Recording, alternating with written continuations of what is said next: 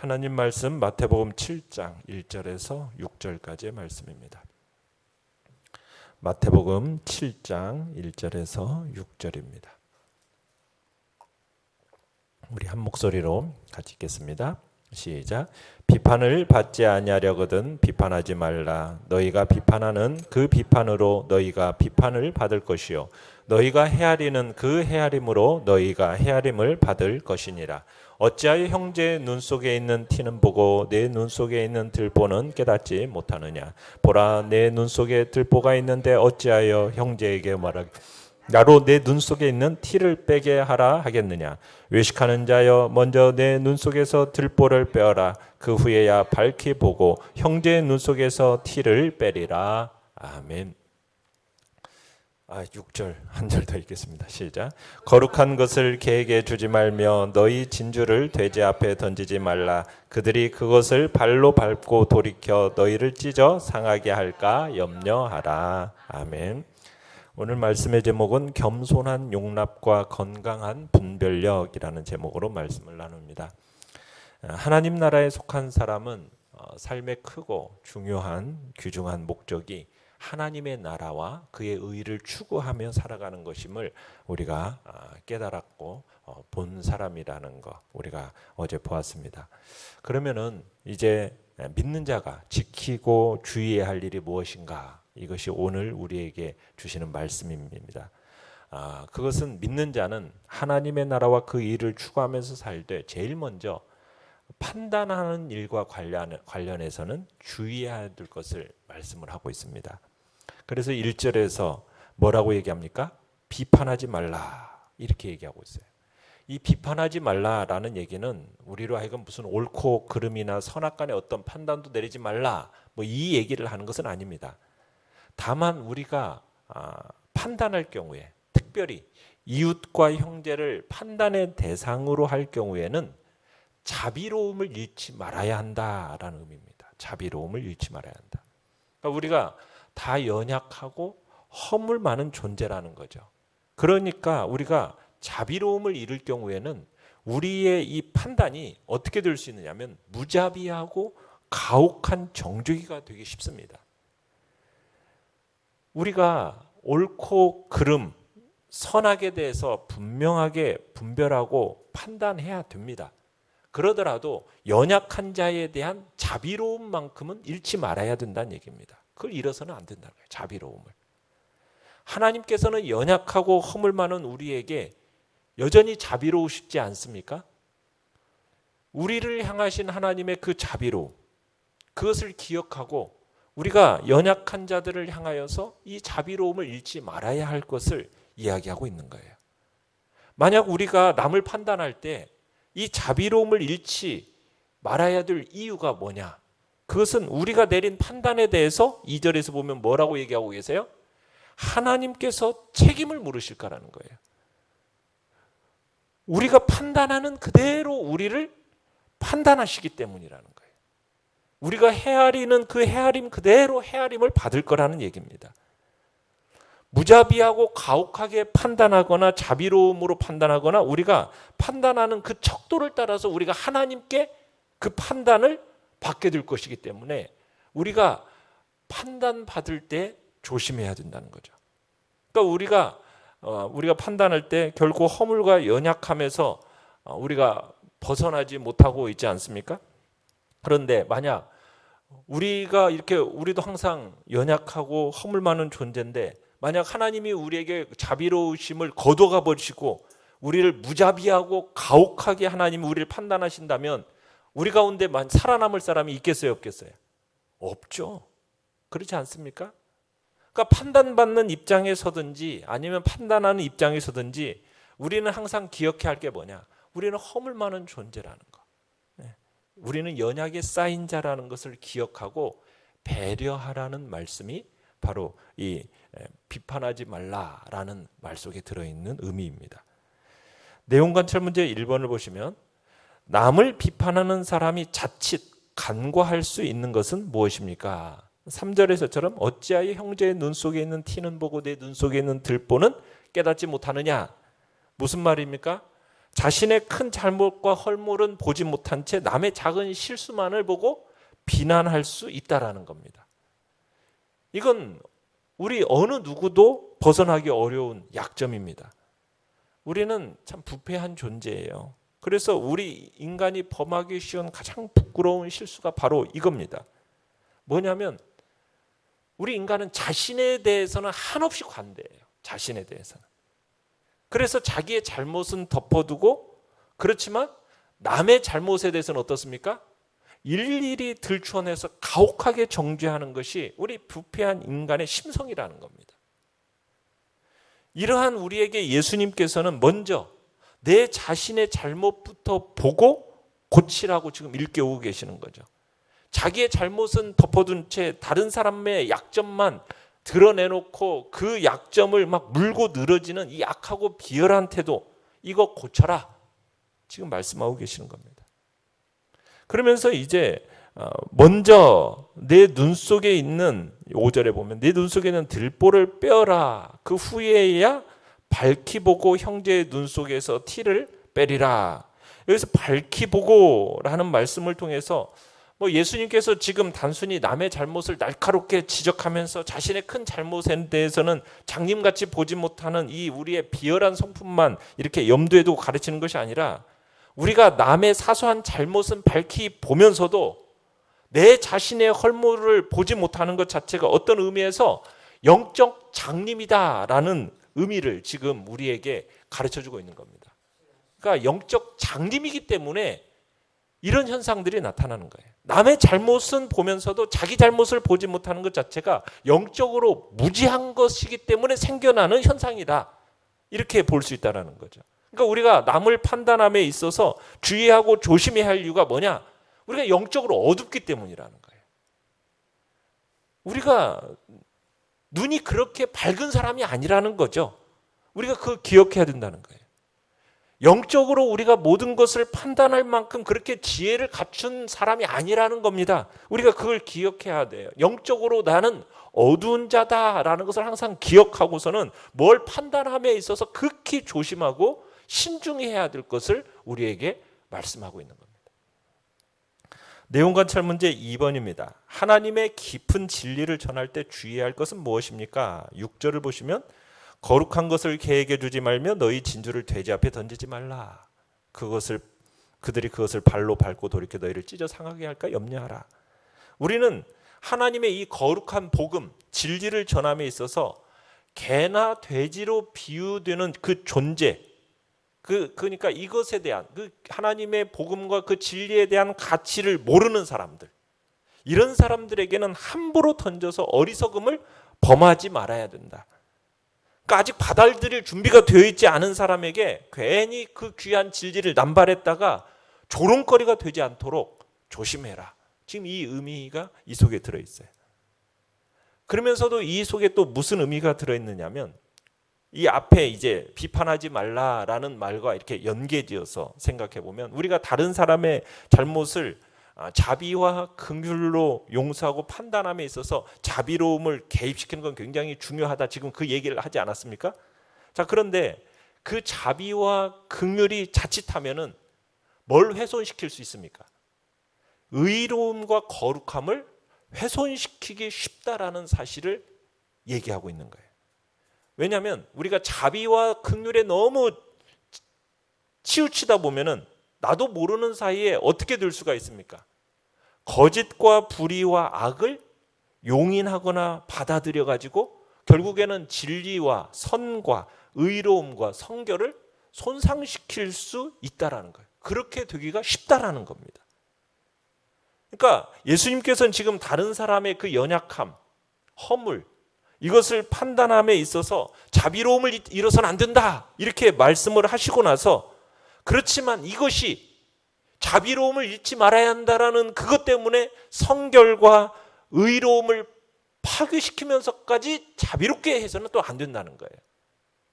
이것이 파괴되어서는 안 됩니다. 성결함과 의로움이 파괴되어서는 안 되는 거예요.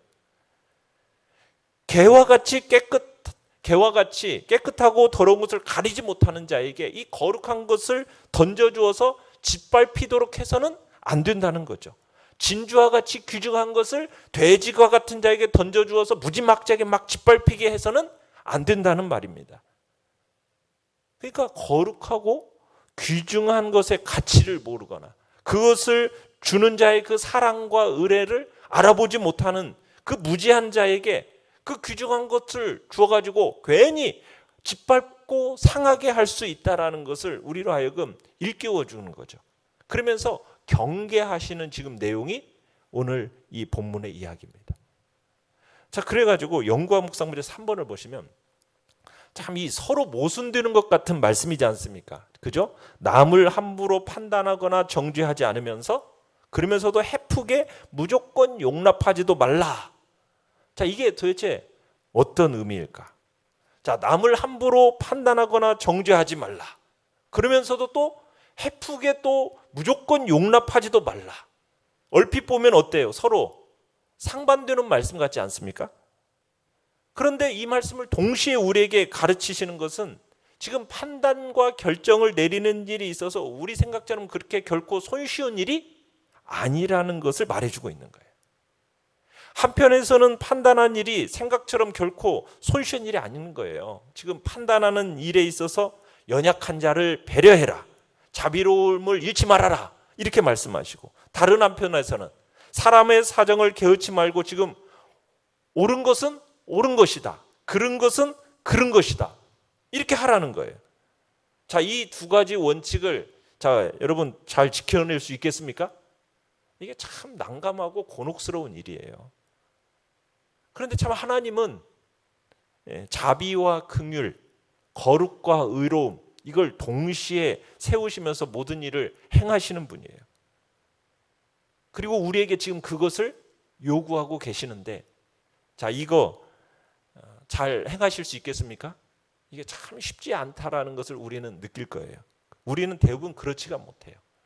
자비와 긍휼을 쫓다 보면은 거룩과 의로움이 무너지고, 거룩과 의로움을 자꾸 쫓으려다 보면은 어떻게 됩니까?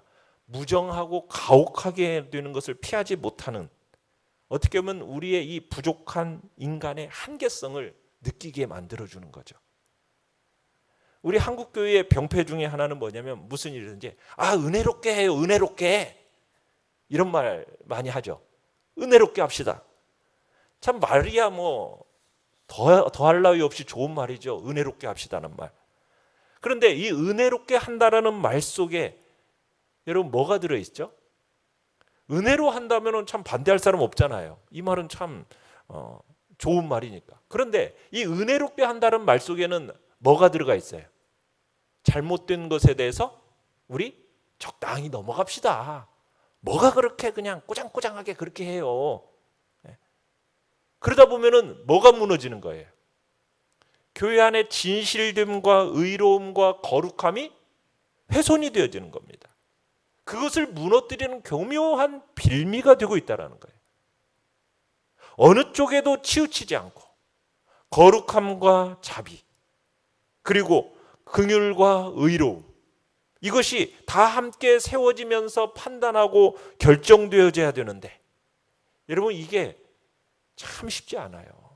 우리로서는 우리 인간으로서는 참 불가능한 일이다라고 생각이 되어집니다. 참 연약하고 어떻게 보면 허물과 무지에 쌓여있는 우리가 참으로 판단이 자비와 긍휼로서 덕을 세우면서 그러면서 거룩하고 귀중한 것을 파괴하고 무너뜨리지 않는 것. 참 이렇게 되기 위해서는 우리가 정말 끊임없이 스스로 살피고 조심하고 삼가야 할 게 참 많다라는 거 우리 생각하게 돼요. 어떻게 보면요, 참 우리는 우리로서는 불가능하다라는 생각이 들 정도입니다. 중대한 판단과 결정과 선택을 함에 있어서 우리가 언제나 결국에는 뭐 해야 되는 존재임을 깨닫게 됩니까? 내일 우리가 보게 되는 7절의 말씀처럼 기도해야 될 존재임을 깨닫게 되는 거예요. 하나님 앞에 꿇어 엎드려서 기도해야 할 이유가 여기 있는 거예요. 우리는 그렇게 할 수 있는 존재가 아니니까. 그죠? 정말 사람을 향해서 판단을 내려야 될 때가 있는데 그 판단 속에서 자비로움을 잃지 않아야 되는데 그 자비로움을 잃지 않으려다 보니까 또 의로움과 거룩함과 성결함이 무너져 버리는, 이 둘 사이에서 우리는 참 힘든 결정과 판단을 해야 되는 그런 자리에 우리가 있다라는 거죠. 그것을 제대로 감당하기 위해서는 우리가 겸손히 하나님 앞에 무릎 꿇고 기도하는 자리로 나아가 그분의 지혜를 구하고 분별력을 구하는 것이 바로 우리의 모습이 되어야 됨을 보여주고 있는 거죠. 느낀 점 4번을 보시면, 비판하는 자는 결국 그 자신이 비판받게 된다는 말씀을 대할 때 무엇을 느낍니까? 참 우리가 내리는 모든 판단에 대해서 하나님이 책임을 물으신다라는 거, 책임을 물으시는 분이 계신다라는 걸 생각하면 여러분 두렵지 않습니까? 특별히 남을 판단하는 경우에 있어서 우리가 남을 판단하는 그 척도에 따라서 우리 자신이 하나님으로부터 판단받을 거라는 것을 생각하면요, 정말 두려움이 느껴지는 거예요. 내가 내리는 판단에 대해서 내가 하나님께로부터 그대로 평가받고 책임지게 된다는 거, 이거 얼마나 두렵게 느껴지는 말씀입니까? 그래서 우리가 남을 판단할 때 옳고 그름의 시비를 분명히 해야 되죠. 옳고 옳은 것은 옳은 것이고 그른 것은 그른 것이다, 분명히 해야 되는 것은 사실입니다. 그렇지만 자비로움을 잃지는 말아야 한다. 다른 사람의 그 연약과 허물에 대해서 함부로 비판하거나 정죄하지는 말아야 하겠다라는 생각이 드는 겁니다. 죄로 인한 왜곡된 잣대에 미혹되어서 넘어지지 않아야 돼요. 여러분, 우리가 얼마나 그런 장면들을 많이 봅니까? 막 판단하고 정죄하고 막 그런 사람들이 결국에는 딱 보면 어떻게 돼요?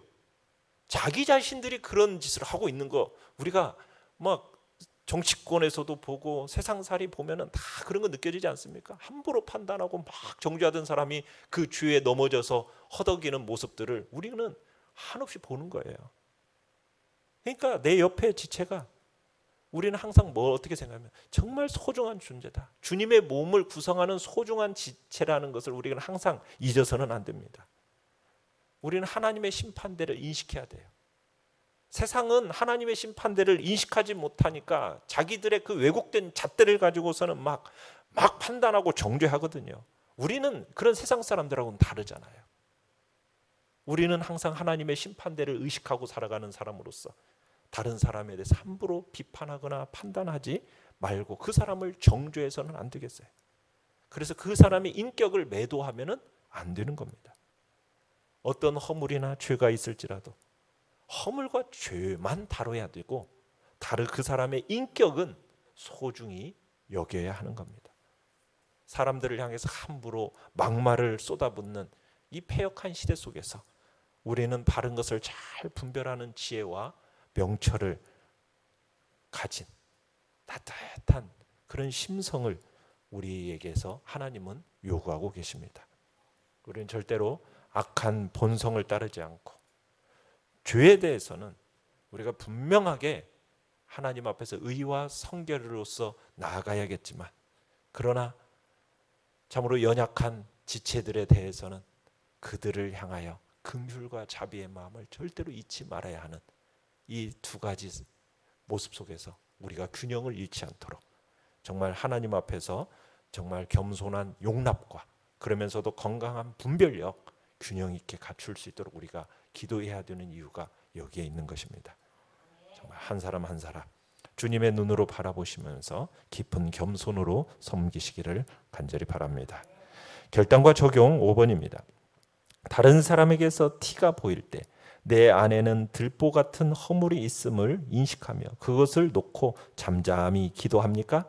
대인 관계에서 나의 원칙과 태도는 무엇입니까? 겸손한 용납과 건강한 분별력을 균형 있게 갖추도록 기도합시다. 아멘. 오늘의 기도 같이 읽겠습니다. 시작. 남을 쉽게 판단하고 정죄하며 하나님의 자리에 서려 했던 저를 용서하소서. 아멘. 말씀을 생각하면서 기도하시고요. 연약한 우리의 지체들을 위해서 기도해 주시고, 코로나19 바이러스로부터 우리를 보호하시되 또 참으로 속히 잠잠해지며 또 면역력 집단 면역이 체계가 형성이 돼서 우리가 함께 주의 은혜 안에 예배 드리는 자리에 복된 자리에 설 수 있도록 주여 우리 세 번 부르짖며 나아갑니다.